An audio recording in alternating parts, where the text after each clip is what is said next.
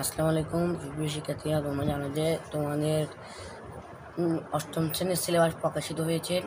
এখানে দেখো সিলেবাসের সামনে খোলা আছে সাময়িক মূল্যায়ন 2024-এর জন্য নির্ধারিত শিক্ষণ অভিজ্ঞতা সংক্রান্ত নির্দেশনা। সুপ্রিয় শিক্ষকবৃন্দ, ষষ্ঠ থেকে নবম শ্রেণীর শিক্ষার্থীদের সামষ্টিক মূল্যায়ন আগামী জুলাই মাসে শুরু হতে যাচ্ছে।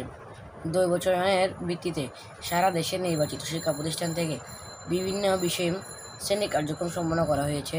তথ্য সংগ্রহ করা হয়েছে। প্রাপ্ত তথ্যের আলোকে অধিকাংশ শিক্ষা প্রতিষ্ঠান যে পর্যন্ত শিক্ষণ কার্যক্রম সম্পন্ন করেছে সে পর্যন্ত অভিজ্ঞতাগুলোকে বিবেচনা করে সামষ্টিক মূল্যায়ন কার্যক্রম পরিচালনা করা হবে। সামষ্টিক মূল্যায়নের জন্য ষষ্ঠ থেকে নবম শ্রেণীর সকল বিষয় নির্ধারিত অংশ। তো দেখো এখানে বিষয় দেওয়া আছে এবং ক্রম দেওয়া আছে, ষষ্ঠ, সপ্তম, অষ্টম, নবম, এবার সিরিয়াল পাওয়া। তো এখানে অষ্টম শ্রেণীর যে সামষ্টিক মূল্যায়ন সেটা হচ্ছে বাংলা অষ্টম পাঠ্যপুস্তক, বাংলা বইয়ের পাঠ্যপুস্তক 102 পৃষ্ঠা থেকে 102 পৃষ্ঠা পর্যন্ত, ইংরেজি পাঠ্যপুস্তকের শুরু থেকে 78 পৃষ্ঠা পর্যন্ত মানে পঞ্চম অধ্যায় পর্যন্ত, গণিত পাঠ্যপুস্তকের শুরু থেকে 124 পৃষ্ঠা পর্যন্ত মানে জমিন নকশা, ত্রিভুজ এবং চতুর্ভুজ যে অধ্যায়টা আছে সেটুকু, এবং বিজ্ঞান হচ্ছে পাঠ্যপুস্তকের শুরু থেকে 55 পৃষ্ঠা পর্যন্ত, আমাদের যে ফিল্ড ট্রিপ অধ্যায়টা আছে ততটুকু। ইতিহাস ও সামাজিক বিজ্ঞান পাঠ্যপুস্তকের শুরু থেকে 62 পৃষ্ঠা পর্যন্ত, এবং ডিজিটাল প্রযুক্তি পাঠ্যপুস্তকের শুরু থেকে 75 পৃষ্ঠা পর্যন্ত, জীবন জীবিকা পাঠ্যপুস্তকের শুরু থেকে 59 পৃষ্ঠা পর্যন্ত, এবং স্বাস্থ্য সুরক্ষা পাঠ্যপুস্তকের শুরু থেকে 70 পৃষ্ঠা পর্যন্ত। 9 নম্বর হচ্ছে শিল্প সংস্কৃতি পাঠ্যপুস্তকের শুরু থেকে 59 পৃষ্ঠা পর্যন্ত। 10 ইসলাম শিক্ষা পাঠ্যপুস্তকের শুরু থেকে 72 পৃষ্ঠা পর্যন্ত। 11 হিন্দু ধর্ম শিক্ষা পাঠ্যপুস্তকের শুরু থেকে 59 পৃষ্ঠা পর্যন্ত।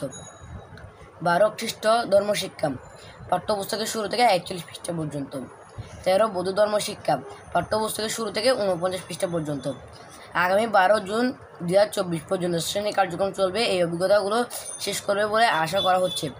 যেহেতু 12 জুনের পরে ছুটির কারণে শিক্ষা প্রতিষ্ঠান বন্ধ থাকবে, বন্ধের আগে যদি সামষ্টিক মূল্যায়নের জন্য নির্ধারিত কোনো অভিজ্ঞতা সম্পন্ন করা সম্ভব না হয় সেক্ষেত্রে বিকল্প উপায়গুলো অবলম্বন করতে হবে। তো এখানে উপায়গুলো একটু দেখি। বিকল্প উপায় শিক্ষা প্রতিষ্ঠান বন্ধের সময় অভিজ্ঞতা সম্পন্ন করার দিক নির্দেশনা। বন্ধের পূর্বে শিক্ষার্থীকে বন্ধে করণীয় অভিজ্ঞতা ধাপগুলো কে তা সহজ ভাষায় বুঝিয়ে বলুন। শিক্ষার্থীরা বিকল্প কোন কাজ পর্যবেক্ষণ করে তার পারদর্শিতা যাচাই করবেন তা জানিয়ে দিন। কোথাও দলগত কাজ, পর্যবেক্ষণ, তথ্য সংগ্রহ ইত্যাদি কাজ থাকলে তা বিকল্প উপায়ে, উদাহরণস্বরূপ দলগত কাজের বদলে একক কাজ, পরিবারের সদস্যদের তথ্য সংগ্রহ, পর্যবেক্ষণের কাজটি বাড়ির আশেপাশে পরিবার থেকে বা ভিডিও দেখে বা ডকুমেন্ট করে সম্পন্ন করা যেতে পারে। কাজটি সম্পন্ন করার কৌশল বলে দিন। এরপর হচ্ছে কাজ শেষ সক্রিয় পরীক্ষণে বদলে শিক্ষার্থী কি অ্যাসাইনমেন্ট জমা দিবে ধারণা এবং জমা দেওয়ার সময় নির্ধারণ করে দিন। তারপর প্রয়োজনীয় অনলাইনে ক্লাস করে অভিভাবকদের সামাজিক যোগাযোগ মাধ্যম মোবাইল গ্রুপে নির্দেশনা প্রদান করে শিক্ষার্থীদের বাড়িতে বসে কাজ করার পর্যবেক্ষণ করুন এবং ফিডব্যাক প্রদান করুন। তো এটা হচ্ছে তোমাদের সিলেবাসে যা ছিল তা, এবং তোমরা প্রয়োজনীয় সিলেবাসটি আবার নিতে পারো।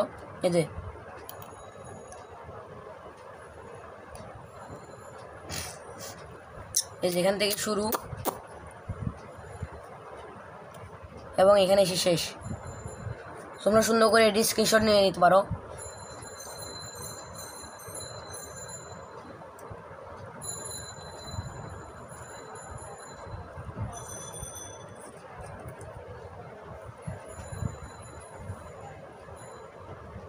ধন্যবাদ সবাইকে এতক্ষণ ভিডিওতে থাকার জন্য। সবাই সাবস্ক্রাইব করে বলে আশা করছি।